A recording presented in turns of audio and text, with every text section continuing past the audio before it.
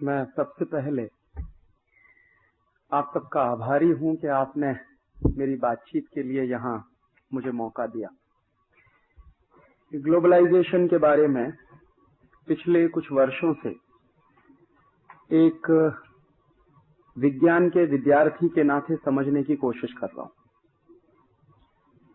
मैं मेरे व्याख्यान के शुरू में ही कह दूं कि मैं अर्थशास्त्र का विद्यार्थी नहीं रहा। इकोनॉमिक्स मैंने कभी पढ़ा नहीं। मैनेजमेंट के बारे में मैं बहुत जानता नहीं। ये सारी दुनिया में जो इंटरनेशनल लेवल पे चलता है, एग्रीमेंट्स होते हैं, ट्रेड होता है, उसके बारे में बहुत गहराई से मेरा अध्ययन नहीं है। लेकिन एक ईमानदार विद्यार्थी के नाते समझने की कोशिश कर रहा हूं कि ये हो क्या रहा है सारी दुनिया में। पिछले कुछ वर्षों से ये शब्द बहुत चर्चा में है, ग्लोबलाइजेशन, लिबरलाइजेशन, प्राइवेटाइजेशन वगैरह वगैरह, और ना सिर्फ हमारे देश में बल्कि दुनिया के कई देशों में। लैटिन अमेरिका के देशों में भी मैं देखता हूं यही globalisation, liberalisation, marketisation, privatisation. Europe के देशों में भी कई देशों में सुनता हूं, खासकर पुर्तगाल जैसे देशों में जो बहुत गरीब हैं, उनके देशों में भी यही शब्द है। साउथ ईस्ट एशिया में भी देख रहा हूं कि इसी तरह के शब्द हैं चर्चा में। और सबसे बड़ा उदाहरण मेरे सामने है सोवियत संघ का, तथाकथित सोवियत संघ का। यहां भी ग्लोबलाइजेशन चला था 1986 में। वहां जब ग्लोबलाइजेशन चला था तो शब्द था ग्लास और पेरेस्ट्रोइका। ग्लासनोस्ट पेरेस्ट्रोइका माने लिबरलाइजेशन। तो उनके यहां भी चला और हमारे यहां भी चल रहा है। तो दुनिया के दूसरे देशों में क्या हुआ और हमारे यहां क्या हुआ है, उसके बारे में थोड़ी सी बातें आपसे शेयर करने की कोशिश करूंगा। लैटिन अमेरिका के देशों में ग्लोबलाइजेशन हमारे यहां से 20 साल पहले शुरू हुआ। 70s के बाद से लैटिन अमेरिका के कई देशों में ग्लोबलाइजेशन शुरू हुआ और 80s में आते आते बहुत जोर पकड़ गया। ये ग्लोबलाइजेशन का जो एक पैकेज है, एक तरह का प्रेस्क्रिप्शन है, ये अगर वहां की सरकारों ने अपने इंट्यूशन से तैयार किया होता तो समझ में आता। एक्चुअली ये पूरा का पूरा पैकेज जो है डिक्टेटेड है। ये ग्लोबलाइजेशन और लिबरलाइजेशन का जो पैकेज है वो वर्ल्ड बैंक और IMF के कुछ लोग हैं, और वहां कुछ एक लॉबी है, कुछ अर्थशास्त्रियों का एक तरह का स्कूल है, एक तरह के थॉट्स हैं। वहां से निकला हुआ ये पैकेज है। तो वहां क्या होता है, कुछ खास तरह की चीजें हैं, जैसे ग्लोबलाइजेशन आप कब करेंगे और कब आप ग्लोबलाइज नहीं है। मैं कभी कभी हंसता हूं अपने आप पे कि शायद 91 के पहले हम ग्लोबल नहीं थे, आफ्टर 91 हम ग्लोबल हो गए। तो ग्लोबल कैसे हो गए? हमने हमारी करेंसी का डिवैल्यूएशन करवा लिया। मनमोहन सिंह साहब आए, उन्होंने कहा कि ग्लोबलाइजेशन के लिए बहुत जरूरी है कि हिंदुस्तान की करेंसी का डिवैल्यूएशन होना चाहिए। तो एक दिन किया, फिर दूसरे दिन अखबार में स्टेटमेंट आया कि बस बहुत हो गया, अब नहीं करने वाले। तीसरे दिन फिर कर दिया। माने ये एक अजीब सी बात है कि एक बड़ा अर्थशास्त्री मनमोहन सिंह के कैलिबर का एक दिन कहता है 2 जुलाई को कि मैं कुछ करूंगा, 12-13%, इससे ज्यादा नहीं करने वाला। 3 जुलाई को अखबार में स्टेटमेंट आता है कि 12-13% से ज्यादा नहीं होने वाला। फिर 4 जुलाई को पता चला कि 23% हो गया। तो ये डायरेक्ट हुआ, और इनडायरेक्ट जो चला अगर उसको जोड़ दिया जाए तो 30-35% से ऊपर चला गया उसी समय में 91 में। तो पहले जब हमने डिवैल्यूएशन नहीं किया था तो शायद हम ग्लोबल नहीं थे, जब हमने डिवैल्यूएशन कर दिया तो हम ग्लोबल हो गए। फिर एक दूसरा उन्होंने प्रेस्क्रिप्शन दिया कि अभी आप और ज्यादा ग्लोबल होने वाले हैं तब जब आप इंपोर्ट ड्यूटीज खत्म करिए अपने। तो इंपोर्ट ड्यूटीज खत्म कर दिए तो मान लिया कि और ज्यादा ग्लोबल हो गए। तीसरी बात आई प्रेस्क्रिप्शन में कि आप अपने जो सोशल एक्सपेंडिचर हैं उनको लगातार कम करते चले जाइए। सरकार को सोशल एक्सपेंडिचर करने की कोई जरूरत नहीं होती है। एजुकेशन पे पैसा खर्च कम करना करिए, हेल्थ पे कम करिए, हाइजीन की प्रॉब्लम कम करिए, सैनिटेशन पे पैसा खर्च मत करिए, वगैरह वगैरह। तो वो लगातार खत्म होता चला गया। तो हमने मान लिया कि हाँ, हम और ग्लोबलाइज होते चले गए। फिर एक दिन ऐसा आया, मनमोहन सिंह का मैंने लेक्चर सुना, उन्होंने कहा कि अभी और ग्लोबल होने के लिए हमको फॉरेन फाइनेंशियल इंस्टीट्यूट्स को हिंदुस्तान में खुलकर आने देना चाहिए। जब तक वो नहीं आएंगे तब तक इस देश में ग्लोबलाइजेशन पूरा नहीं होगा। तो वो भी कर दिया हमने। तो विदेशी पूंजी निवेशकों के लिए हिंदुस्तान का दरवाजा खुल गया, सट्टा बाजार और शेयर बाजार का दरवाजा खुल गया। तो मान लिया हमने कि हम और ज्यादा ग्लोबल होते चले गए, और ये करते करते आज 1997 में हम आके खड़े हैं। देखें तो सही ऑब्जेक्टिवली कि हुआ क्या पिछले 5-6 वर्षों में इस देश में। जो कुछ हुआ है पिछले 5-6 वर्षों में, उसके बारे में सरकार क्या कहती है वही मैं आपसे शेयर करूंगा। मैंने कुछ प्रश्न पूछवाए थे पार्लियामेंट में, लोकसभा में, इस ग्लोबलाइजेशन के मद्देनजर रखते हुए। ग्लोबलाइजेशन के कुछ तर्क हैं। जैसे पहला तर्क है कि आपको कैपिटल की बहुत जरूरत है, हिंदुस्तान में कैपिटल की बहुत कमी है, और जब तक विदेशी पूंजी नहीं आएगी, फॉरेन कैपिटल नहीं आएगा, फॉरेन इन्वेस्टमेंट नहीं होगा, एफडीआई नहीं आएगा, तब तक इस देश का भला नहीं होने वाला। ठीक है, विदेशी पूंजी की बात। दूसरी बात ये कही जाती है कि इस देश में टेक्नोलॉजी की बहुत कमी। तो टेक्नोलॉजी तभी आएगी जब आप एफडीआई के लिए दरवाजा खोलेंगे, फॉरेन इन्वेस्टमेंट आएगा, तो टेक्नोलॉजी आएगी इस देश में। तीसरी बात इस देश में कही जाती है कि आपका एक्सपोर्ट बहुत कम है, तो जब तक मल्टीनेशनल्स नहीं आएंगे तब तक आपके देश का एक्सपोर्ट नहीं बढ़ने वाला है, तो इसलिए आप उनको खुलकर खेलने की छूट दीजिए, उनके ऊपर कोई पाबंदी मत लगाइए। चौथा तर्क है इस देश में बेरोजगारी की बहुत कमी है, तो विदेशी कंपनियां आएंगी, फॉरेन कंपनीज आएंगी इस देश में, तो एम्प्लॉयमेंट बढ़ेगा। और कुछ 2-3 तर्क और हैं, जैसे सस्टेनेबल हो जाएगी हमारी इकोनॉमी वगैरह वगैरह। इन्हीं तर्कों को ऑब्जेक्टिवली मैं पिछले 5-6 साल से फॉलो कर रहा हूं। जैसे मैंने पार्लियामेंट में एक क्वेश्चन पूछवाया लोकसभा में एक एमपी के माध्यम से कि सरकार से जरा पूछिए कि 91 के बाद जब से ग्लोबलाइजेशन शुरू हुआ है और अप टू जून 1997 कितना फॉरेन इन्वेस्टमेंट आया है देश में। तो सरकार का जवाब है पार्लियामेंट में कि हमने फॉरेन इन्वेस्टमेंट के जो एमओयू साइन किए हैं, जो प्रपोजल साइन किए हैं, फॉरेन इन्वेस्टमेंट प्रमोशन बोर्ड जो बनाया सरकार ने, उसके माध्यम से जो प्रपोजल साइन हुए हैं, मेमोरेंडम ऑफ अंडरस्टैंडिंग्स जो हुए हैं, वो करीब 94,000 करोड़ के हैं। 94,000 करोड़ की पूंजी के एमओयू साइन हुए हैं। ये जवाब आया। तो मैंने कहा ये तो बहुत मिसलीडिंग है। माने ये आप किसको बेवकूफ बनाना चाहते हैं? एमपीज तो बेवकूफ हो सकते हैं जो मान लेंगे कि हाँ 94,000 करोड़ के एमओयू साइन हो गए हैं। मैंने फिर दूसरा क्वेश्चन किया, उस एमपी को कहा कि अभी बात बनी नहीं है, पूरा जवाब नहीं है, ये झूठ बोल रहे हैं। आप इनसे ये पूछिए कि एक्चुअल इनफ्लो कितना है। 94,000 करोड़ के तो आपने एमओयू साइन कर दिए हैं, लेकिन पूंजी आई कितनी है, वास्तव में कितनी पूंजी आ गई है इस देश में? तो जब स्पेसिफिक और बनाया क्वेश्चन को तो ये घबरा गए और जवाब नहीं देने, और बहुत शायद ऐसे जवाब नहीं देंगे। तो कई पार्टीज के एमपीज को लगा दिया एक ही सवाल पर कि आप एक ही सवाल पूछिए कि एक्चुअल इनफ्लो कितना है 91 से 97 के बीच में। तो बड़े मुश्किल से फाइनेंस मिनिस्टर ने जवाब दिलवाया पार्लियामेंट में, और उनका जवाब है कि एक्चुअल इनफ्लो है 19,700 करोड़ रुपीस के आसपास। माने 94,000 करोड़ के प्रपोजल साइन हुए हैं, एमओयू साइन हुए हैं, लेकिन पूंजी कितनी आई है? मुश्किल से 20,000 करोड़ की पूंजी आई है। और ये डॉलर टर्म्स में नहीं कह रहा हूं, मैं रुपए में कह रहा हूं। और ये मेरा जवाब नहीं है, ये पार्लियामेंट में फाइनेंस मिनिस्टर का दिया हुआ जवाब है।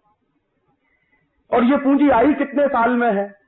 1991 से लेके 1997 के बीच में, माने 6 साल में इतना हंगामा करने के बाद 20,000 करोड़ रुपया आया है। और ये जो 20,000 करोड़ आया है, ये है क्या? एक्चुअली ये ज्यादा इसमें जो है वो फाइनेंशियल कैपिटल है।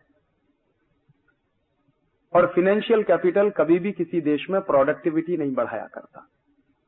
फाइनेंशियल कैपिटल से कभी किसी देश में कारखाने नहीं लगा करते। फाइनेंशियल कैपिटल से कभी किसी देश में उत्पादन नहीं बढ़ता। फाइनेंशियल कैपिटल से कभी एम्प्लॉयमेंट जनरेट नहीं होता। फाइनेंशियल कैपिटल से कभी इकोनॉमी में कोई असर नहीं आता। फाइनेंशियल कैपिटल तो आता है शेयर बाजार में शेयरों का दाम बढ़ाने के लिए, या सट्टा बाजार में शेयरों का दाम बढ़ाने के लिए। तो ये जो 20,000 करोड़ की पूंजी आई है इस देश में 1991 से 97 के बीच में, इसमें ज्यादा हिस्सा फाइनेंशियल या फिनेंशियल कैपिटल का है। और ये जो फाइनेंशियल कैपिटल होता है वो आज आपके मार्केट में है, कल हो सकता है सिंगापुर चला जाए, परसों हो सकता है न्यूयॉर्क चला जाए, एक दिन बाद हो सकता है टोक्यो चला जाए, माने जहां उनको लगेगा वहां चला जाएगा। वो आप ही के देश में रहेगा, इसकी कोई गारंटी नहीं है। और दूसरी तरफ मैंने देखा कि इस देश में 20,000 करोड़ की पूंजी इतना हंगामा करने के बाद, इतना ढोल पीटने के बाद, इतने बड़े बड़े क्लीशेज इस्तेमाल करने के बाद आई 1991 से 97 के बीच में, तो हमारे देश में पूंजी की क्या स्थिति है? तो मैं मेरी बात नहीं कहता, मैं हिंदुस्तान के ex finance minister doctor Manmohan Singh की ही एक बात को कोट कर रहा हूं। एक बार उन्होंने पार्लियामेंट में कहा कि हिंदुस्तान में डोमेस्टिक सेविंग्स के रेट्स 24% ऑफ जीडीपी है। माने एक साल का जो हमारा जीडीपी है वो करीब 8 लाख करोड़ का है, उसका 24% हमारे डोमेस्टिक सेविंग्स हैं एवरी ईयर।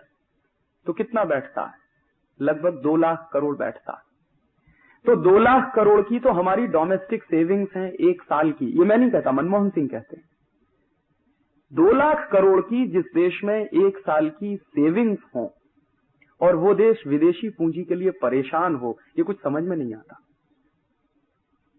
और उस 2 लाख करोड़ का कितना अनुपात है जो 20,000 करोड़ आया है? कितने परसेंट बैठता? माने हम हर साल इस देश में 2 लाख करोड़ रुपए जनरेट करते हैं डोमेस्टिक सेविंग्स के रूप में, और 6 साल में हमारे यहां मात्र आया है 20,000 करोड़ रुपए। और हम ढोल पीट के चिल्ला रहे हैं कि इस देश में ग्लोबलाइजेशन हो रहा है, लिबरलाइजेशन हो रहा है। किसको बेवकूफ बना रहे हैं? और इसी के बाद जब दूसरे हिस्से की बात करना शुरू करिए कि ये जो 20,000 करोड़ आ भी गया है आपके देश में, तो चला कितना गया? क्योंकि विदेशी पूंजी आती है वो आपके फायदे के लिए नहीं आती है, वो उनके फायदे के लिए आती है। और दुनिया में कोई भी देश इतना बेवकूफ नहीं है जो आपके फायदे के लिए अपनी पूंजी आपके देश में आके लगा देगा। एक तो सच्चाई ये है कि 1980 से यूरोपियन मार्केट में भयंकर रिसेशन है, अमेरिकन मार्केट में भी भयंकर रिसेशन है। और मैं जानता हूं जितने अर्थशास्त्र की बातें, उसके अनुसार जितने भी मार्केट में रिसेशन आते हैं तो उनको सबसे ज्यादा पहले अपने रिसेशन दूर करने के लिए पूंजी की जरूरत पड़ती है। तो अगर यूरोपियन मार्केट में रिसेशन चल रहा है 1980 से और अमेरिकन मार्केट में भी रिसेशन चल रहा है 1980 से, तो उनको पूंजी की जरूरत है अपना रिसेशन दूर करने के लिए। और जब उनको अपना रिसेशन दूर करने के लिए पूंजी की जरूरत है तो उनके पास पूंजी बचेगी कहां से जो आपके यहां लाके वो इन्वेस्ट करेंगे? ये मोटी सी बात समझ में आनी चाहिए। अगर उनके मार्केट में रिसेशन नहीं होता, उनके मार्केट में ये सारी बातें नहीं होती मंदी की, और तब कोई पूंजी की बात करता तो समझ में आती। लेकिन जब उनके मार्केट में खुद रिसेशन चल रहा है तो कहां से वो पूंजी आपके देश में लाने वाले हैं? पूंजी है नहीं उनके पास। अगर उनके पास पूंजी होती तो वो अपना रिसेशन दूर करेंगे पहले। और वो इतने दयावान नहीं हैं, इतने साधु महात्मा नहीं हो गए अमेरिका के और यूरोप के लोग के अपने यहां थोड़ा घाटा सहन करके हिंदुस्तान में लाके पूंजी इन्वेस्ट कर देंगे तो आपका फायदा कर देंगे। इतने धर्मात्मा वो कभी थे भी नहीं और कभी होंगे भी नहीं भविष्य में। तो जब उनका मार्केट रिसेशनरी मार्केट हो गया है तो वहां पहले उनको पूंजी की जरूरत है अपना रिसेशन दूर करने के लिए, तो आपके यहां पूंजी आने वाली नहीं है। इसलिए ये मात्र 20,000 करोड़ की पूंजी आई है, और 6 साल में 20,000 करोड़ आया है तो लगभग 3-3.5 हजार करोड़ एक साल में आया है। ये 3-3.5 हजार करोड़ क्या होता है उस देश में जिस देश का नेशनल बजट 2,40,000 करोड़ का हो? एक साल का हमारा नेशनल बजट 2,40,000 करोड़ का है, उसमें 3-3.5 हजार करोड़ रुपया कौन सी बड़ी बात है? क्या मायने रखता? और सच्चाई ये है कि कोई ग्लोबलाइजेशन में पूंजी इस देश में आ नहीं रही है, लेकिन जो आई भी है उसकी तुलना में चली कितनी गई है? ये सवाल फिर मैंने लोकसभा में पूछा कि ये 20,000 करोड़ का एफडीआई आया पिछले 91 से 97 के बीच में, लेकिन 91 से 97 के बीच में कुछ गया भी तो है हिंदुस्तान से, वो कितना चला गया? तो फाइनेंस मिनिस्टर का जवाब है कि 91 से 97 के बीच में जो चला गया है हमारे देश से वो 34,000 करोड़ है। माने 20,000 करोड़ आया है और 34,000 करोड़ यहां से चला गया है, तो कौन किसको पूंजी दे रहा है? वो हमको पूंजी दे रहे हैं या हम उनको पूंजी दे रहे हैं?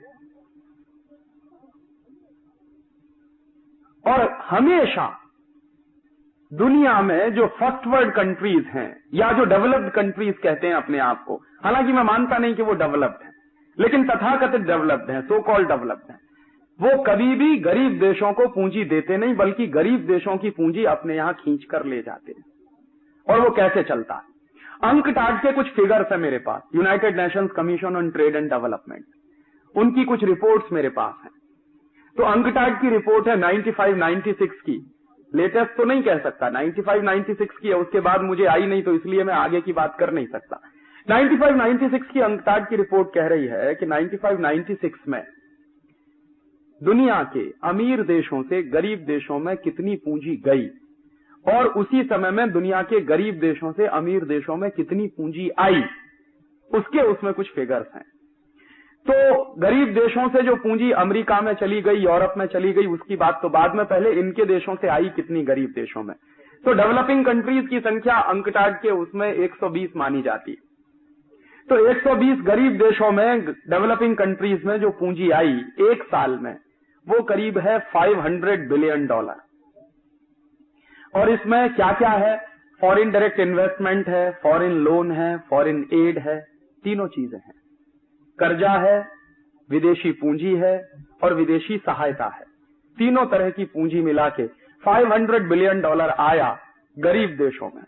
और उसी समय में, उसी एक साल में इन देशों से कितना चला गया अमेरिका और यूरोप में, तो उसके फिगर्स हैं $725 बिलियन। माने $725 बिलियन गरीब देशों से अमीर देशों में चला गया और $500 बिलियन अमीर देशों से गरीब देशों में आया। तो कौन किसको पूंजी दे रहा है और कितने बड़े लेवल पे धोखा चल रहा है सारी दुनिया में? अमीर देश कभी पूंजी किसी को दे नहीं सकते। ये पूंजी जो है गरीब देशों से अमीर देशों में जाती है। एक साउथ साउथ कमीशन है और साउथ साउथ कमीशन के सेक्रेटरी जनरल हुआ करते थे बहुत दिनों तक डॉक्टर मनमोहन सिंह। 1986 से 1989 के बीच में वो साउथ साउथ कमीशन के सेक्रेटरी जनरल थे। माने हिंदुस्तान में फाइनेंस मिनिस्टर बनने के पहले वो हिंदुस्तान की 3-3 सरकारों के एडवाइजर रह चुके हैं, रिजर्व बैंक ऑफ इंडिया के गवर्नर रह चुके हैं, दिल्ली स्कूल ऑफ इकोनॉमिक्स के बड़े भारी अर्थशास्त्री हैं। सारी दुनिया में उनकी बड़ी भारी इज्जत भी है एक अच्छे अर्थशास्त्री के रूप में। तो ये व्यक्ति जब हिंदुस्तान में एक अर्थशास्त्री के रूप में काम करता है तो क्या कहता है, और जब ये आदमी वित्त मंत्री हो जाता है तो क्या कहता है। तो जब ये साउथ साउथ कमीशन के सेक्रेटरी जनरल हुआ करते थे तो इन्होंने एक केस स्टडी किया है। वो केस स्टडी मेरे पास है और उस पर मैंने कई लेख भी लिखे थे। वो क्या है कि 86 से 89 के बीच में दुनिया के 17 गरीब देशों के बारे में उन्होंने कुछ आंकड़े दिए हैं, जिनमें हमारा देश है, पाकिस्तान है, बर्मा है, बांग्लादेश है, मलेशिया है, वगैरह वगैरह, नजदीक के गरीब देश है। तो उसमें वो कह रहे हैं कि इन 17 गरीब देशों में 1986 से 1989 के बीच में कितनी पूंजी आई है और इन देशों से कितनी पूंजी चली गई है कैपिटल फ्लाइट के रूप में, उसका उन्होंने स्टैटिस्टिक्स दिया है। तो वो स्टैटिस्टिक्स है कि 86 से 89 के बीच में 17 गरीब देशों में अमीर देशों से $215 बिलियन आया, जिसमें एफडीआई है, फॉरेन लोन है, फॉरेन असिस्टेंस है, फॉरेन एड है, सब है, सारा मिला के। तो $216 बिलियन आया और चला कितना गया 1986 से 89 के बीच में इन गरीब देशों से अमीर देशों में जो पैसा चला गया वो कितना है, तो वो है $345 बिलियन। तो ये खुद ही कह रहे हैं कि पूंजी आती नहीं है कभी उससे। तो जो आदमी वित्त मंत्री बनने के पहले ये सिद्ध करता रहा हो कि कभी भी अमीर देशों से गरीब देशों में पूंजी आती नहीं है, वो आदमी वित्त मंत्री बनने के बाद कैसे अचानक से 180 पे टर्न कर सकता है, ये मेरे समझ में नहीं आया आज तक। और वो आदमी ऐसे टर्न कर सकता है उन्हीं दिनों में जब डॉक्टर मनमोहन सिंह साहब इस देश में फाइनेंस मिनिस्टर नहीं बने थे, उसके 1-1.5 महीने पहले फ्रांस का एक अखबार है, उसका नाम है लमोंड, उसमें एक न्यूज आइटम छप गया था। क्या न्यूज आइटम था हिंदुस्तान में कोई भी पार्टी सत्ता में आए, doctor Manmohan Singh will be the next finance minister of India. ये बात मैं कह रहा हूं मई 1991, और मई 1991 में इलेक्शन नहीं हुआ था, इलेक्शन का प्रोसेस चल रहा था। राजीव गांधी जिंदा थे, उनकी मृत्यु 20 मई 1991 को हुई है। ये उसके पहले का आर्टिकल है और ये लमोंद में छपा। मेरा एक दोस्त है, उसने मुझे कटिंग भेजी और कहा कि देखो ये क्या है। तो मैंने भी आश्चर्य से उसको पढ़ लिया कि कैसे लमोंद कहता है कि doctor Manmohan Singh will be the next finance minister of India. तो उसमें खबर क्या है, फ्रेंच में जो वाक्य है उसका हिंदी में करके आपसे कह रहा हूं कि हमारे विश्वस्त सूत्रों की जानकारी के अनुसार डॉक्टर मनमोहन सिंह अगले फाइनेंस मिनिस्टर बनेंगे, जो चाहे जो पार्टी सत्ता में आ जाए। और वो कटिंग लेके मैंने मेरे कुछ दोस्तों को दिखाई तो कई लोग कहते थे कि यार पता नहीं फालतू की बातें हैं, ऐसी तो चलती रहती है। ब्रिटेन के बहुत सारे टैबलॉइड्स हैं जो कुछ ना कुछ छापते ही रहते हैं, फ्रांस में भी कुछ ऐसा ही चल गया होगा तो उन्होंने भी लिया कि कहीं मस्ती में छाप दिया होगा। लेकिन बाद में जिस दिन मैंने देखा कि डॉक्टर मनमोहन सिंह को फाइनेंस मिनिस्टर की शपथ दिलाई जा रही है तो मेरे कान खड़े हो गए। मैंने कहा ये हुआ कैसे। मेरे एक परिचित हैं, वर्ल्ड बैंक में काम करते, उनका नाम नहीं लेना चाहता, मेरे इलाहाबाद के रहने वाले। तो मैंने उनको चिट्ठी लिखी कि ये क्या होता है। तो उन्होंने कहा कि तुमको मालूम नहीं है, वर्ल्ड बैंक ने बहुत पहले तय कर लिया था कि मनमोहन सिंह को ही फाइनेंस मिनिस्टर बनाना है। तो मैंने उनसे पूछा कि वर्ल्ड बैंक का मनमोहन सिंह से क्या रिश्ता है। तब उन्होंने मुझे बताया कि मनमोहन सिंह वर्ल्ड बैंक में 10 साल तक सर्विस कर चुके हैं और जो वर्ल्ड बैंक का कर्जा उन्होंने लिया है वो कर्जा उनको चुकाना है। तो वो कर्जा चुकाने के लिए वर्ल्ड बैंक उसको फाइनेंस मिनिस्टर बनवा रहा है और तुम में से किसी में दम नहीं है जो उसको रोक सके फाइनेंस मिनिस्टर बनने से। तो मैंने सोचा कि इस देश की पॉलिटिकल सॉवरेनिटी को क्या हुआ। माने हमारा पार्लियामेंट तय नहीं कर रहा है कि who will be the next finance minister of India, ये वर्ल्ड बैंक तय कर रहा, IMF तय कर रहा है। और वर्ल्ड बैंक क्यों तय कर रहा है, IMF क्यों तय कर रहा है? क्योंकि वर्ल्ड बैंक को अपनी कुछ कंडीशनैलिटीज इस देश में लागू करानी है, तो उनको अपना आदमी चाहिए, तो उन्होंने अपना आदमी रखवा दिया इस देश में। बाद में जब वो फाइनेंस मिनिस्टर बन गए तो हिंदुस्तान में अपने पूरे टेन्योर में वो आदमी ₹1.25 टोकन मनी लेता था तनख्वाह के रूप में। तो मेरे दिमाग में रोज प्रश्न उठता था कि बाकी का पैसा कहां से आता मनमोहन सिंह। तो निश्चित रूप से वर्ल्ड बैंक के पेरोल पर काम करने वाला आदमी इस देश में फाइनेंस मिनिस्टर बना, और वर्ल्ड बैंक के पेरोल पर काम करने वाला आदमी जब फाइनेंस मिनिस्टर बनेगा तो वर्ल्ड बैंक की बातें करेगा इस देश में। जो आदमी फाइनेंस मिनिस्टर बनने के पहले एक बात कहता हो और फाइनेंस मिनिस्टर बनने के बाद ठीक उसके उल्टी बातें कहना शुरू कर दे, तो ऐसे आदमी को तो मैं सिर्फ इंटेलेक्चुअल प्रोस्टिट्यूट के अलावा और कुछ कह नहीं सकता। शायद आपको लगा है कि ये मैंने बहुत कड़ी बात कह दी है, लेकिन यही सच्चाई है। As a governor of Reserve Bank of India, as a financial adviser of 3 prime minister, Manmohan Singh जो कुछ कहते थे उसका ठीक उल्टा काम उन्होंने जब फाइनेंस मिनिस्टर बने तो किया है इस देश में, और उसके नतीजे इस देश को भुगतने पड़ेंगे अगले 20 साल में, जो कुछ वो करके चले गए इस देश में। और उसके बाद नाटक चला इस देश में। एक बार मनमोहन सिंह ने इस्तीफा दिया, आप शायद याद करिए इस बात को। तो जैसे ही मनमोहन सिंह ने इस्तीफा देने की बात कही तो सबसे पहली चिट्ठी वर्ल्ड बैंक के प्रेसिडेंट की आई हिंदुस्तान के प्राइम मिनिस्टर को कि आप उनका इस्तीफा स्वीकार नहीं करेंगे, और नहीं किया गया उनका इस्तीफा स्वीकार। जबकि कांग्रेस के अंदर मनमोहन सिंह के खिलाफ भयंकर रिजेंटमेंट था। बहुत सारे कांग्रेसियों को उनका ग्लोबलाइजेशन पचा नहीं था, उनका लिबरलाइजेशन भी नहीं पचा, और सारे कांग्रेसी एक स्वर से मांग करते थे कि आपके इस ग्लोबलाइजेशन ने किया क्या। वो वायदा करते थे कि मैं 3 महीने में महंगाई को जमीन पे ला दूंगा, तो पता चला 3 महीने में महंगाई और 3 गुना बढ़ गई। तो कांग्रेसियों को लगा कि हमारा तो वोट बैंक चला गया, तो मनमोहन सिंह के खिलाफ जमकर अटैक होना शुरू हुआ। तो मनमोहन सिंह को रिजाइन करने की स्थिति पैदा कर दी इन लोगों ने। लेकिन वर्ल्ड बैंक से पहली ही चिट्ठी आई इस देश में कि आप उनका इस्तीफा स्वीकार नहीं करेंगे, और उनका इस्तीफा स्वीकार नहीं किया गया।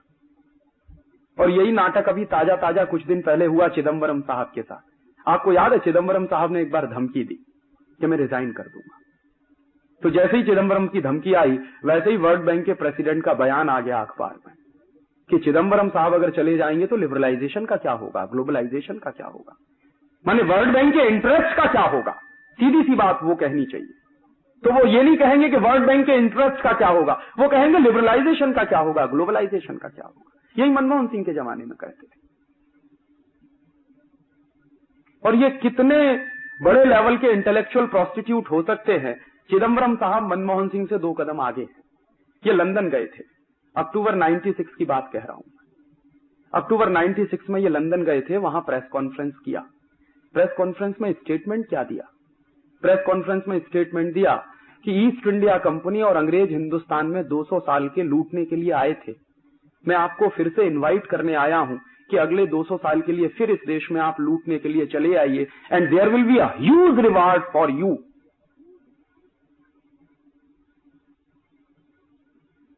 क्या कहें इसको, सिवाय ट्रेटर के दूसरा कोई शब्द मुझे मिलता नहीं जो मैं चिदंबरम के लिए इस्तेमाल करूं। कि एक ऐसा व्यक्ति इस देश में फाइनेंस मिनिस्टर है जो लंदन में जाके कहता है कि ईस्ट इंडिया कंपनी 200 साल के लिए आई थी और आपने हमको लूटा। मैं आपको दोबारा निमंत्रण देने आया हूं कि अगले 200 साल के लिए फिर आ जाइए और लूट कर ले जाइए इस देश में।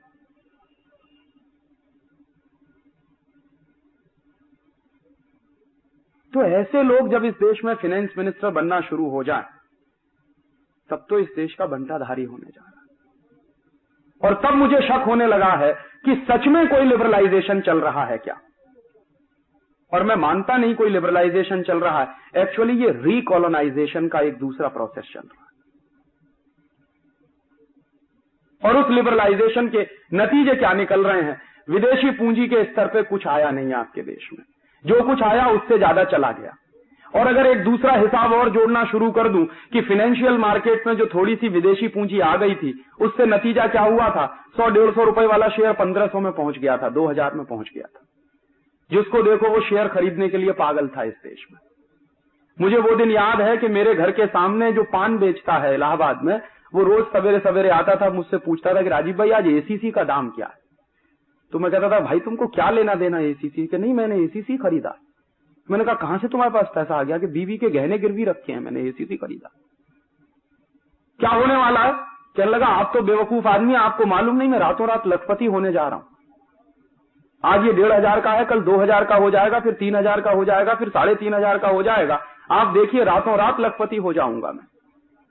और ऐसे हिंदुस्तान में बहुत इंटेलिजेंट लोग थे जिन्होंने अपनी फैक्ट्रियां बंद करके शेयर बाजार में पैसा लगा दिया, जिन्होंने बीवी के गहने गिरवी रख के शेयर बाजार में पैसा लगा दिया, जिन्होंने मारुति की कार गिरवी रख के शेयर बाजार में पैसा लगा दिया। और मनमोहन सिंह उस समय चिल्ला रहे थे कि देखिए ग्लोबलाइजेशन का नतीजा निकल रहा है, इकोनॉमी बूम कर रही है, माने शेयरों के दाम बढ़ रहे हैं। तो मनमोहन सिंह कहते थे कि इकोनॉमी बूम कर रही है। कोई भी रद्दी से रद्दी अर्थशास्त्री इस बात को कह नहीं सकता कि शेयरों के दाम बढ़ने से कंपनियों की अपनी प्रोडक्टिविटी पे कोई गहरा असर पड़ रहा है क्या। ये जरूरी नहीं है कि जिस कंपनी के शेयर के दाम बढ़ रहे हो वो कंपनी बहुत अच्छा रिजल्ट दे रही हो, ये बिल्कुल जरूरी नहीं है। ये बहुत बार इन्फ्लेटेड होती हैं चीजें। लेकिन मनमोहन सिंह जैसा आदमी जब पार्लियामेंट में ये तर्क देता था कि देखिए मैंने जो लिबरलाइजेशन किया, जो ग्लोबलाइजेशन किया, उससे शेयर बाजार में इतना तेज उछाल आया है, एक दिन पता चला कि बुलबुला फट गया। गुब्बारे में जितनी हवा भरी थी वो सब फट गई। तो पता चला कि 2500-3000 पे बिकने वाला शेयर जमीन पे आके गिरा 100 रुपए में, 150 रुपए में, 200 रुपए में, कोई खरीदने को तैयार नहीं। हिंदुस्तान की पार्लियामेंट ने एक कमेटी बताई, पार्लियामेंट्री कमेटी बिठाई गई रामनिवास मिर्धा की अध्यक्षता में। उन्होंने काम किया, 2-3 महीने में रिपोर्ट आई कि ये जो विदेशी पूंजी को हमने छोड़ दिया शेयर बाजार में आने के लिए, वो जो खोल दिया हमने शेयर बाजार में आने के लिए, उसी का नतीजा निकला कि उन्होंने पहले शेयरों के दाम बढ़ा दिए और हिंदुस्तान के लोगों ने क्या किया कि अपने खून पसीने की कमाई को शेयर बाजार में झोंक दिया ले जाके।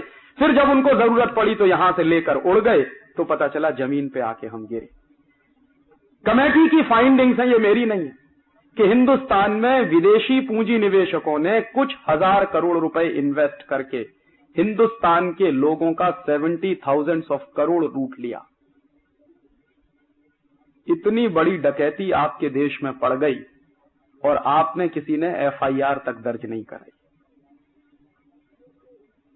और बड़े बड़े इंटेलिजेंट लोग जो अपने आप को 30 मारखा कहते थे, जो कहते थे कि शेयर बाजार की नब्ज तो हमारी टिप्स पे रखी हुई है, वो सब मुंह छुपा के पता नहीं कहां दुबक गए, नजर नहीं आते। इसी देश में हुआ ग्लोबलाइजेशन और लिबरलाइजेशन के नाम पर कि एक एक कंपनी आई जिसने 400 करोड़ मार्केट से उठा लिया, पता चला कि वो कंपनी आज कहीं है भी नहीं।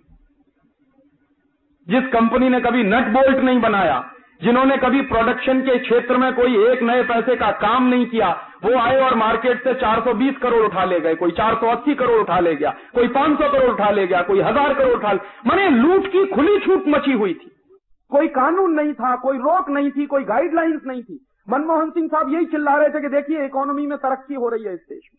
मालूम नहीं था कि इस देश के लोगों की जेब काटी जा रही है। और अंत में पता चला कि हमको जो नुकसान हुआ है वो कितना हुआ है। देश के लोगों के खून पसीने की कमाई का 70,000 करोड़ रुपया डूब गया इस शेयर बाजार में। जो वापस आएगा किसी को कुछ पता नहीं। और मैं पूछता हूं कि ऐसे समय में मनमोहन सिंह को लाके चौराहे पे कम से कम 2-4 बातें पूछ तो लेनी चाहिए कि एक जमाने में आप चिल्लाया करते थे पार्लियामेंट के अंदर कि देखिए ये मेरे लिबरलाइजेशन का कमाल है कि शेयर बाजार चढ़ रहा है, फिर क्या हुआ इसमें, क्यों डूब गया 70,000 करोड़ रुपया, कौन जिम्मेदार है इसका? किसी की अकाउंटेबिलिटी बनती है कि नहीं इस देश में? किसी की अकाउंटेबिलिटी नहीं बनी। और उसी कमेटी ने जो रिकमेंडेशंस किए थे मनमोहन सिंह को कि ये सारा तमाशा सिटी बैंक के इशारे पर हुआ, हर्षद मेहता तो उसमें सिर्फ एक कठपुतली की तरह से काम करता रहा। ये मैं नहीं कहता, पार्लियामेंट्री कमेटी की फाइंडिंग्स हैं। और कमेटी ने ये रिकमेंडेशंस किए कि सिटी बैंक ऑफ इंडिया को हिंदुस्तान से बिस्तर बांध के भगा देने की जरूरत है। तो मनमोहन सिंह ने स्टेटमेंट किया कि नहीं, हम सिटी बैंक ऑफ इंडिया को अगर भगा देंगे तो गलत सिग्नल्स जाएंगे दुनिया में। माने चोर को चोर नहीं कह सकते हम, डकैत को डकैत नहीं कह सकते हम, क्योंकि हमारे सिग्नल्स गलत चले जाएंगे। कौन सा देश है ये, और कौन सा फाइनेंस मिनिस्टर इस देश को रूल करता है?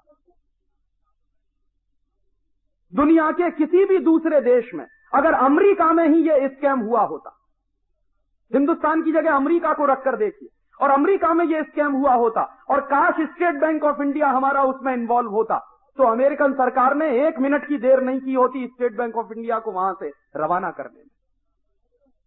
ये हम पॉलिटिकल स्लेव कंट्री में रहते हुए मैं कह रहा हूं इस देश में कि सिटी बैंक ऑफ इंडिया के बारे में सारे सबूत होने के बावजूद इस देश में सिटी बैंक ऑफ इंडिया को हिंदुस्तान से नहीं भगाया गया, क्योंकि मनमोहन सिंह नहीं चाहता।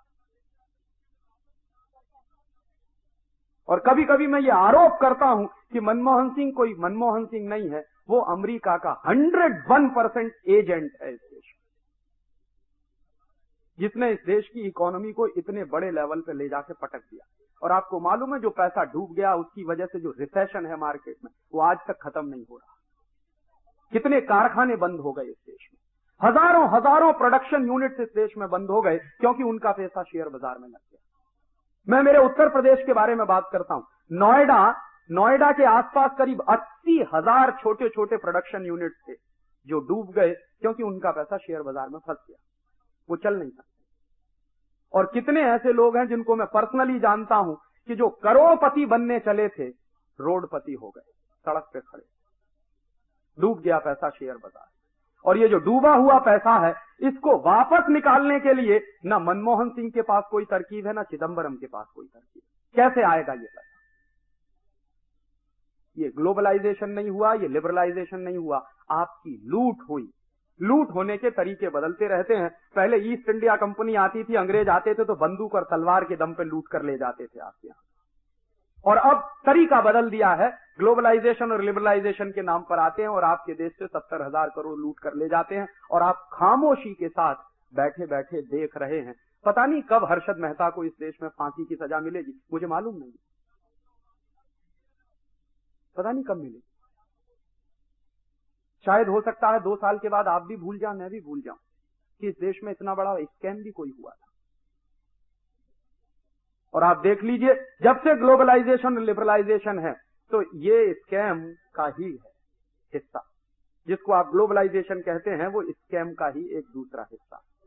जितने तेजी से ग्लोबलाइजेशन चला उतने तेजी से इस देश में घोटाले चले। 91 से 97 के बीच में जितने घोटाले हुए हैं उसमें पार्लियामेंट की फाइंडिंग्स है, मेरी फाइंडिंग्स नहीं, कि हिंदुस्तान के लोगों के खून पसीने की कमाई का 70,000 करोड़ डूब गया। ये वो क्या, तो 20,000 करोड़ आया और 70,000 करोड़ हमारा डूब गया। ये है ग्लोबलाइजेशन का असली पिक्चर। कोई पूंजी वहां से आ नहीं रही है, आपको लूट करके आपके देश से ले जा रहे। दूसरे लेवल पे मैंने एक बार एक क्वेश्चन और पूछवाया था लोकसभा में कि आप बहुत चिल्लाते हैं फॉरेन टेक्नोलॉजी, हाई टेक्नोलॉजी वगैरह वगैरह, और चूंकि मैं साइंटिस्ट रहा हूं इसलिए थोड़ा टेक्नोलॉजी के बारे में जानता हूं कि क्या टेक्नोलॉजी होती है और क्या टेक्नोलॉजी नहीं होती। तो लोकसभा में जब सवाल पूछवाया कि 91 के बाद जो एमओयू साइन किए हैं भारत सरकार ने, इसमें हाईटेक एरियाज कितने, तो सरकार का जवाब है कि करीब 70% जो एमओयू साइन हुए हैं वो जीरो टेक्नोलॉजी के एरियाज में, जहां कोई टेक्नोलॉजी नहीं है। और 70% के बाद 10 से 15% जो एमओयू साइन हुए हैं वो इंटरमीडिएट टेक्नोलॉजी के एरिया में, और मुश्किल से 5 से 10% एमओयू साइन हुए हैं जो हाईटेक एरिया में है। लेकिन अभी भी मैं इंतजार कर रहा हूं कि कोई हाईटेक आ गया है क्या इस देश में, कोई हाईटेक नहीं आया। उससे ज्यादा इस देश में क्या आ गया है, पेप्सी कोला आ गया जो जीरो टेक्नोलॉजी का आइटम है, कोका कोला आ गया वो भी जीरो टेक्नोलॉजी का आइटम, अंकल चिप्स आ गया है, रफल्स चिप्स आ गया, हॉस्टेस आ गया है, टॉप रेमन आ गया, बिनीज आ गया, माने पोटैटो चिप्स आ गए हैं, ये जीरो टेक्नोलॉजी के आइटम। आपके देश में नमक बिक रहा है विदेशी कंपनी का, कैप्टन कुक, अन्नपूर्णा, पता नहीं उसमें कौन सी हाई टेक्नोलॉजी। आटा बिक रहा है विदेशी कंपनियों का, कैप्टन कुक, अन्नपूर्णा, पता नहीं उसमें कौन सी हाई टेक्नोलॉजी। जूते के तलवे बेच रहे हैं कुछ विदेशी कंपनी वाले, पता नहीं उसमें कौन सी हाई टेक्नोलॉजी। अंडरवियर बनियान इंपोर्ट हो रहे हैं इस देश में, पता नहीं कौन सी हाई टेक्नोलॉजी है उसमें, मेरे समझ में नहीं।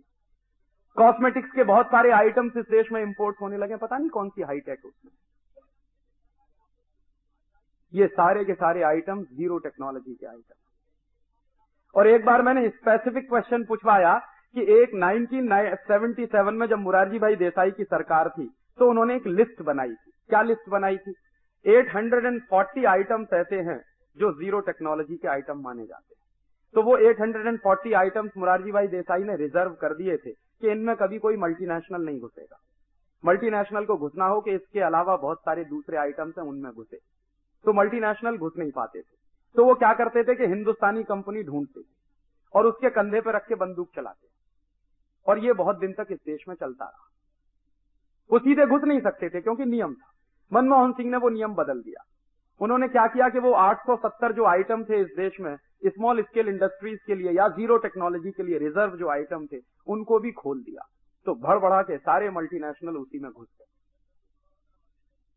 सच्चाई ये है कि कभी कोई मल्टीनेशनल आपके देश में आता नहीं टेक्नोलॉजी लेकर। वो क्या लेकर आते हैं?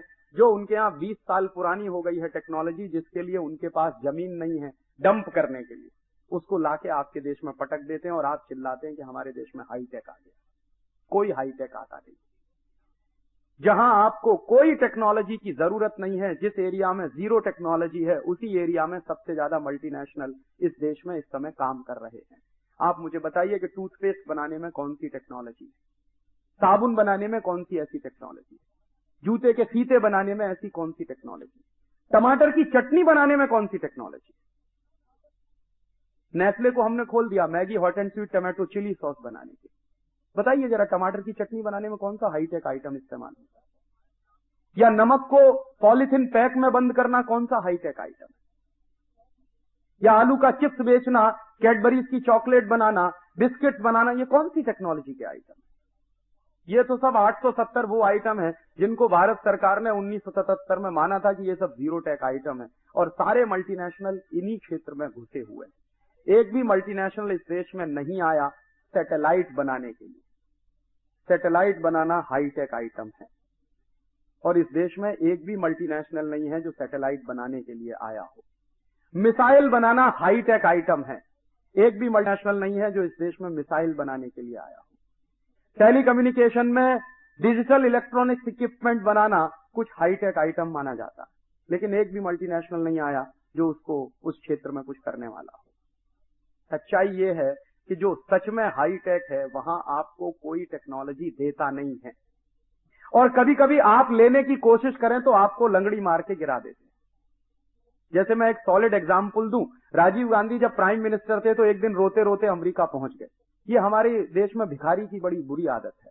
इस देश का प्राइम मिनिस्टर भी भिखमंगई की तरह से बात करता।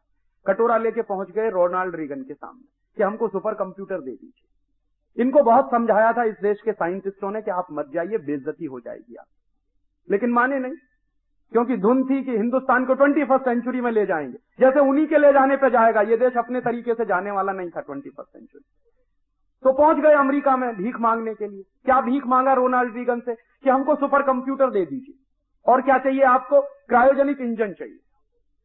तो रोनाल्ड रीगन ने कहा कि सोचेंगे। फिर पीछे पड़े, उनके बाद दोबारा फिर पहुंच गए अमेरिका कि आपने क्या सोचा। तो रोनाल्ड रीगन ने कहा कि हमने सोचा है कि हम आपको न तो सुपर कंप्यूटर देंगे और न हम आपको क्रायोजेनिक इंजन देंगे।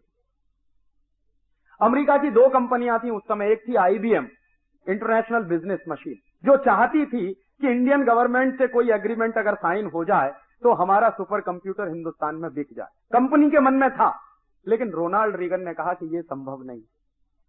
उसके बाद मैकडॉनल्ड डगलस चाहता था, मैकडॉनल्ड डगलस आज भी चाहता है कि हम हिंदुस्तान को अपना क्रायोजेनिक इंजन बेचें, लेकिन रोनाल्ड रीगन ने कहा कि यह भी संभव नहीं। तो बेचारे मुंह लटकाए हुए अमेरिका से वापस लौट आए। जो बेइज्जती हुई वॉशिंगटन में वो अलग हुई। यहां से बड़े तामझाम के साथ गए थे सुपर कंप्यूटर मांगने, क्रायोजेनिक इंजन मांगने, वहां से खाली हाथ लौट आए और यहां आके एक दिन लिटरली CSIR के साइंटिस्टों की मीटिंग में रो पड़े कि मैं गया सुपर कंप्यूटर मांगने, क्रायोजेनिक इंजन मांगने, लेकिन मुझे नहीं मिला।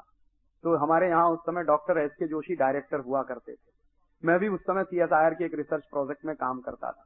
तो उन्होंने कहा कि हमने तो आपको पहले ही मना किया था कि अमेरिका कभी भी आपको कोई हाईटेक आइटम देने वाला नहीं है, आप क्यों गए थे अपनी बेइज्जती कराने। तो उन्होंने कहा आप कोई तो रास्ता निकालो।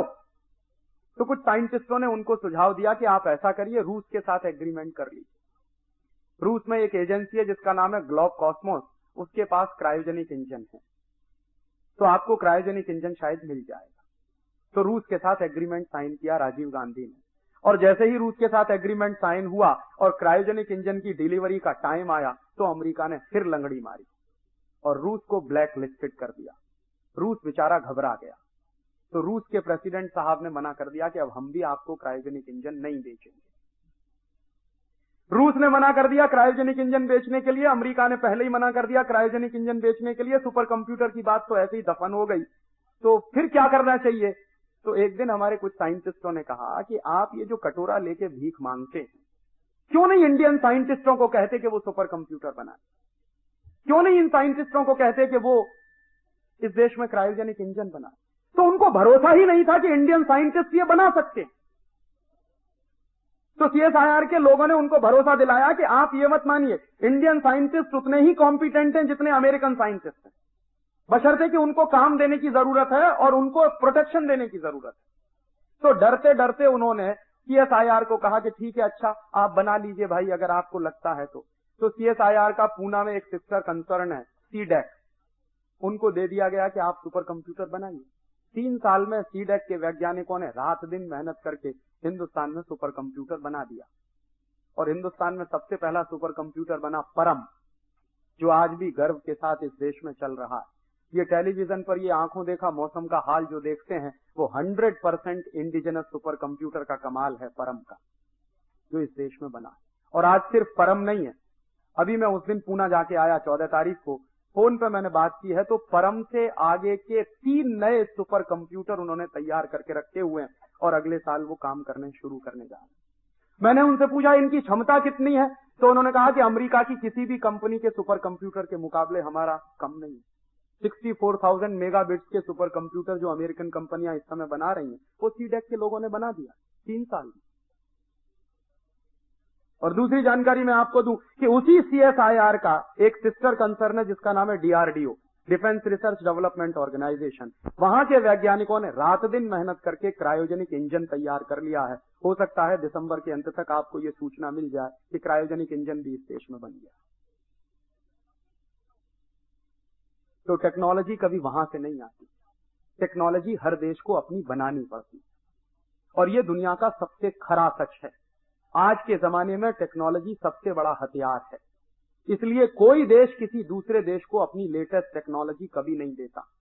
वो ऐसी टेक्नोलॉजी आपको दे देंगे जो उनके लिए बेकार हो चुकी है। तो हिंदुस्तान में कभी भी अमेरिका और यूरोप की कंपनियों ने कोई हाईटेक आइटम नहीं दिया है। क्या दिया है हमको, उसके बदले में मैं आपको बताता हूं। हिंदुस्तान में ऐसी टेक्नोलॉजी ट्रांसफर की गई है पिछले 5-6 साल में लिबरलाइजेशन के नाम पर, जो यूरोप के कई देशों में बैन हो चुकी है। रिजेक्टेड और रिडंडेंट टेक्नोलॉजी को ला के पूरे के पूरे ये जो वापी से लेके मेहसाना की पूरी पट्टी है ना गुजरात की, यहीं पे लगाया गया है सबसे ज्यादा।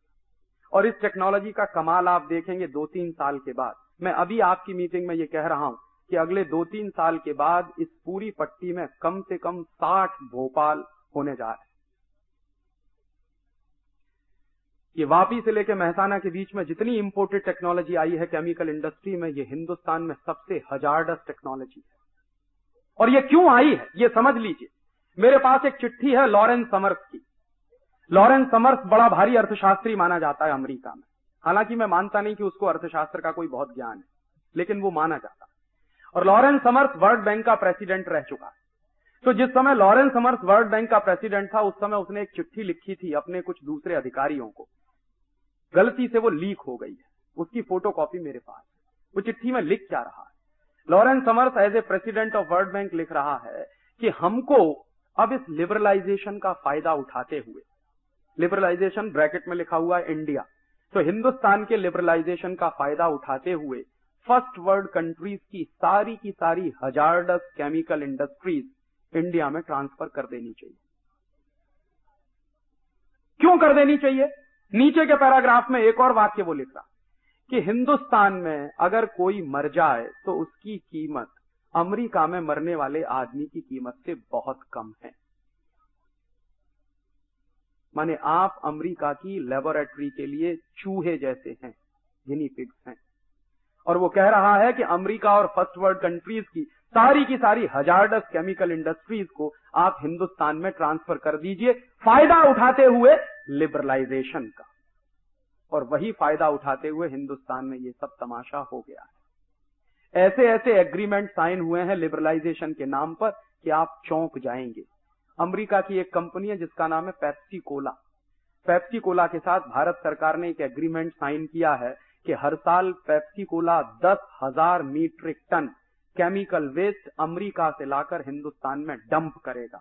ये है लिबरलाइजेशन। और ये 2 साल से डंप होना शुरू हो गया है। सबसे पहली डंपिंग किया था पेप्सी कोला ने मद्रास के पास एक गांव है।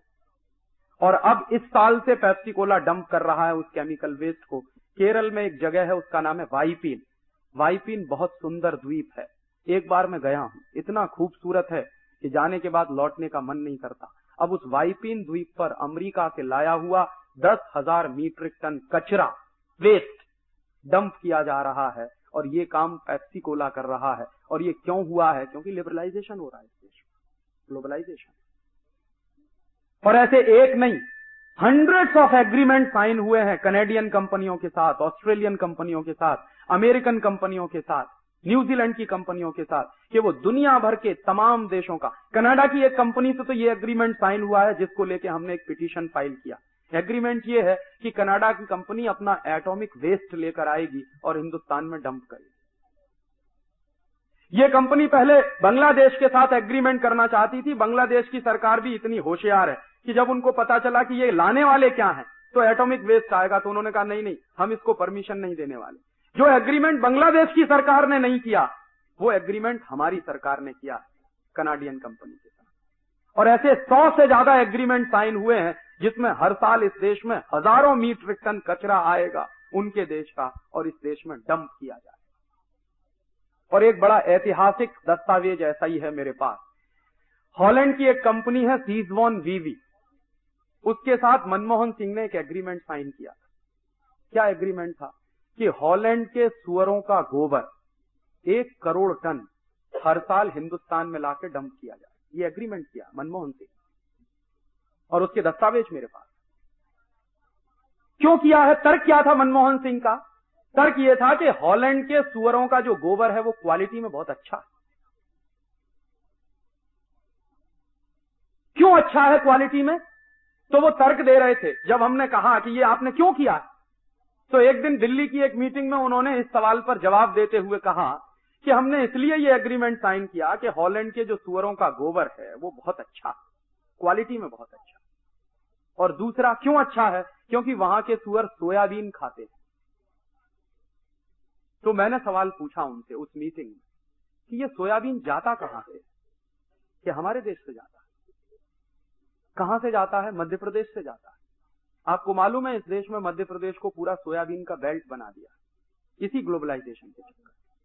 तो क्या हो रहा है, सोयाबीन के लिए हजारों हजारों हेक्टेयर खेती बर्बाद कर दी गई है।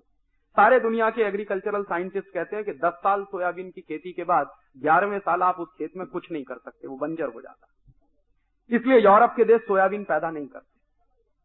तो यूरोप के देश सोयाबीन पैदा नहीं करते, लेकिन हॉलैंड एक ऐसा देश है जो सुअरों को पालता है। मैंने हॉलैंड में देखा बड़े बड़े रेंच होते हैं पिग्स के। हमारे यहां रेंच होते हैं गाय के, उनके यहां रेंच होते हैं पिग्स के।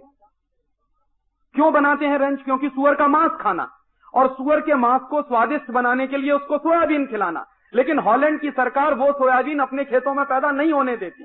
उसके लिए भारत सरकार से उन्होंने समझौता करके हमारे यहां सोयाबीन पैदा करवाना शुरू किया। तो यहां से सोयाबीन की खली जाती है, उनके सुअर खाते हैं, और उसके बाद जो टट्टी करते हैं वो हमारे देश में आएगी। ये एग्रीमेंट किया, और ये एग्रीमेंट एक ऐसे व्यक्ति का है जिसको हिंदुस्तान में बेस्ट फाइनेंस मिनिस्टर का अवार्ड मिला। पता नहीं उनके दिमाग में भी वही गोबर भरा हुआ है। और जब हम कोर्ट में गए ये सब बातें लेकर, और मनमोहन सिंह को लगा कि अब फंसने वाले हैं, और जवाब नहीं देते बन रहा था उनको, कोर्ट ने नोटिस इशू कर दिए थे, इसको हमने पब्लिक इंटरेस्ट पिटीशन बनाया था। तो मनमोहन सिंह ने फिर बाद में प्रेशर में आके वो एग्रीमेंट कैंसिल किया। ऐसे एग्रीमेंट साइन होते हैं लिबरलाइजेशन और ग्लोबलाइजेशन। कोई एक मॉनिटरिंग कमेटी नहीं है इस देश में जो ये छांटती हो कि क्या एग्रीमेंट साइन हुआ है और उसके क्या परिणाम होने जा रहे हैं इस देश में। एक भी कमेटी ऐसी नहीं बनाई भारत सरकार। और जितने एग्रीमेंट साइन हुए हैं टेक्नोलॉजी ट्रांसफर के नाम पर, वो सब की सब रिजेक्टेड और रिडंडेंट टेक्नोलॉजी है इस देश में। और टेक्नोलॉजी कैसे आती है, एक सॉलिड एग्जांपल मैं आपको दूं। हिंदुस्तान में एक कंपनी आई जिसका नाम था कैलविनेटर, अमेरिकन कंपनी, मल्टीनेशनल। हमारे यहां रेफ्रिजरेटर लेके आई। क्यों आई साहब? उनके मन में दया आ गई कि हिंदुस्तान के लोगों को ठंडा पानी पिलाना। सच्चाई ये थी कि कैलविनेटर की मार्केटिंग खत्म हो गई पूरे यूरोप, अमेरिका में। क्यों खत्म हुई? क्योंकि अमेरिका और यूरोप के देशों में एक प्रॉब्लम शुरू हो गई क्लोरोफ्लोरोकार्बन के एमिशन की, सीएफसी। तो सीएफसी एमिशन की जब प्रॉब्लम शुरू हुई, और खासकर ये नॉर्डिक कंट्रीज में बड़ी भारी प्रॉब्लम हो गई, स्कैंडिनेवियन कंट्रीज में बड़ी भारी प्रॉब्लम हो गई। तो वहां क्या हुआ कि ये जितनी रेफ्रिजरेशन की टेक्नोलॉजी है, इस पूरी की पूरी टेक्नोलॉजी में सीएफसी बहुत बुरी तरह से एमिट होती है। और सीएफसी के एमिशन से होता क्या है, हमारे वातावरण में ओजोन होती है, और ये ओजोन हमारे लिए बहुत जरूरी है। ओजोन अगर ना हो पूरे वातावरण में तो हम जिंदा नहीं रह सकते, क्योंकि सूर्य की किरणें जो आती हैं उनमें अल्ट्रावायलेट रेज होती हैं, और वो अल्ट्रावायलेट रेज इतनी खतरनाक होती हैं कि आपकी चमड़ी पर अगर सीधे पड़े वो अल्ट्रावायलेट रेज, तो आपकी चमड़ी जो है जल जाएगी, स्किन कैंसर होने की संभावना बढ़ जाती है। तो ये रेफ्रिजरेशन की और एयर कंडीशनिंग की जितनी टेक्नोलॉजी दुनिया में डेवलप हुई है, इसके सबसे बड़े दुष्परिणाम निकले कि सीएफसी एमिशंस बहुत बढ़ गए, और इतने बढ़ गए कि इन नॉर्डिक कंट्रीज के ऊपर ओजोन में एक बड़ा भारी होल हो गया, छेद हो गया। तो उनके यहां क्या प्रॉब्लम हुई, गर्मी बढ़ गई, और जैसे ही गर्मी बढ़ी तो बर्फ पिघलना शुरू हो गई। और आपको मालूम है यूरोप में पूरे के पूरे पोर्शन में 1/3 तो सिर्फ बर्फ ही बर्फ है। तो वो बर्फ पिघलना शुरू हुई, और जैसे बर्फ पिघलना शुरू हुई तो नदियों में पानी ज्यादा आने लगा, और पानी ज्यादा आने लगा तो बाढ़ आने लगी। आपको मालूम है साल भर पहले लॉस एंजलिस में बाढ़ आई, जिसमें पूरा का पूरा शहर बह गया।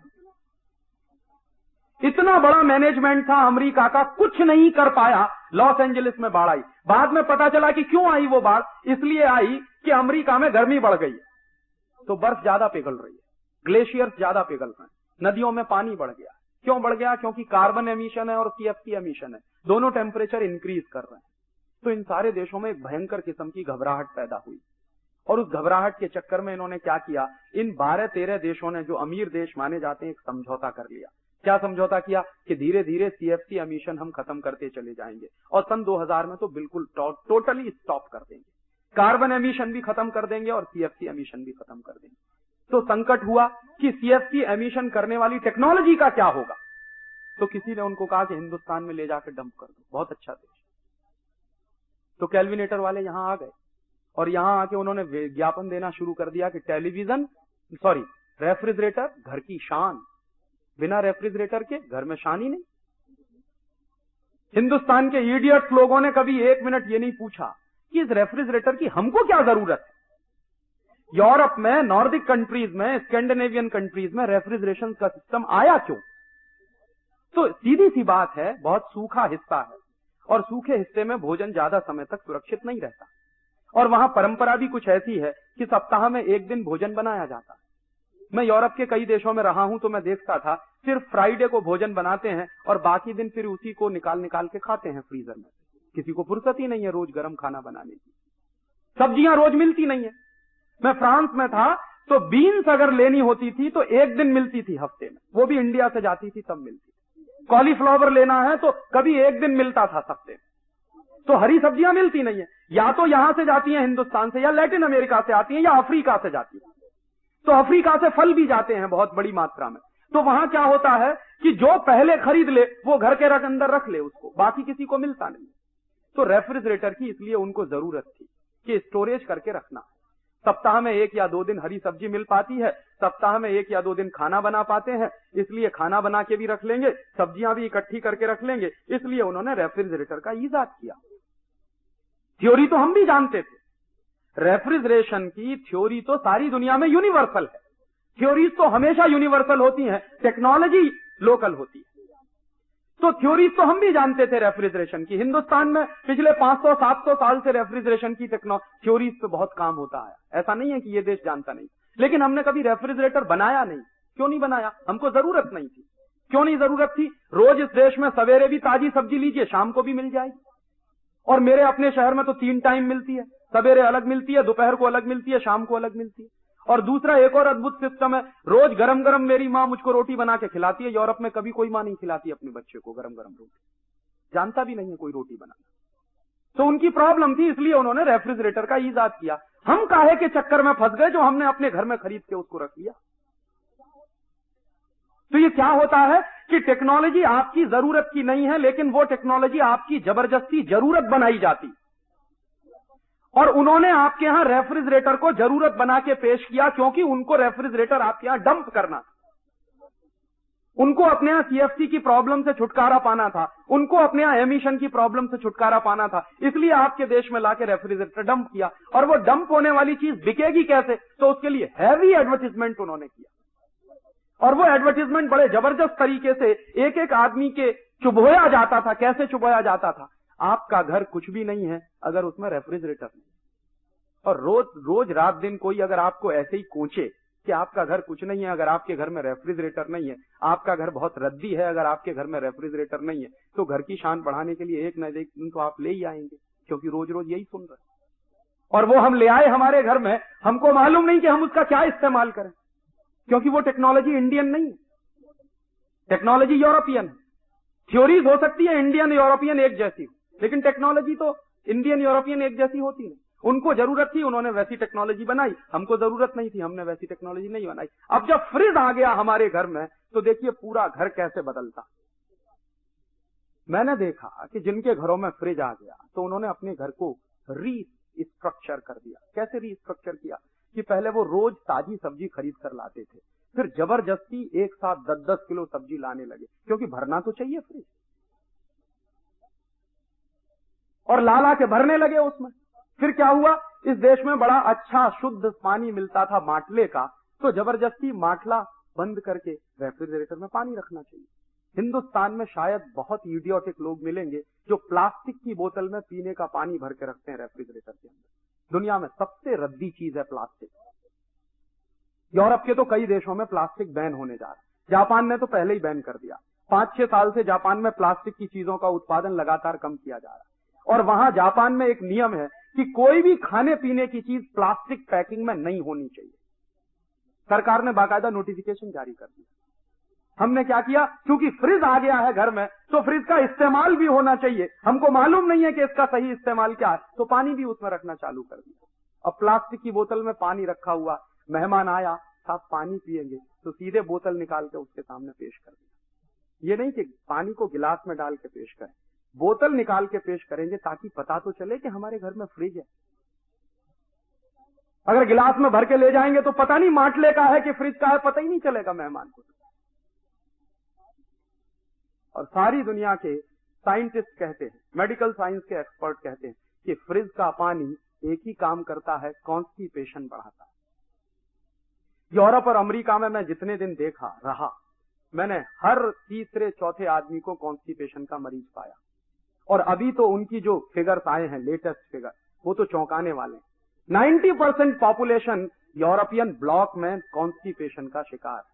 और इतना जबरदस्त कॉन्स्टिपेशन वहां होता था, मैं जहां रहता था यूरोप में, तो मैं देखता था 4-4 दिन 5-5 दिन संडास नहीं होती लोगों को। एक बार एक डॉक्टर जुकरसन से मेरी मुलाकात हुई, बड़े भारी डॉक्टर माने जाते हैं। तो मैंने उनसे पूछा कि आपके देश में इतना कॉन्स्टिपेशन क्यों है? तो कहने लगे उसका सिंपल सा कारण है कि हमेशा फ्रिज का पानी हम लोग पीते हैं और आइस इतनी इस्तेमाल करते हैं, जरा सा पानी उसमें आइस डालेंगे 3/4, चाहे पेप्सी पीना हो, कोका पीना हो, तो 3/4 उसमें आइस के क्यूब्स होंगे और मुश्किल से 1/4 उसमें कोका या पेप्सी या कोई सॉफ्ट ड्रिंक होगा या हार्ड ड्रिंक होगा, कुछ भी होगा। इतना जबरदस्त आइस इस्तेमाल करते हैं, इसलिए कॉन्स्टिपेशन। तो मैंने डॉक्टर जुकरसन से पूछा कि आप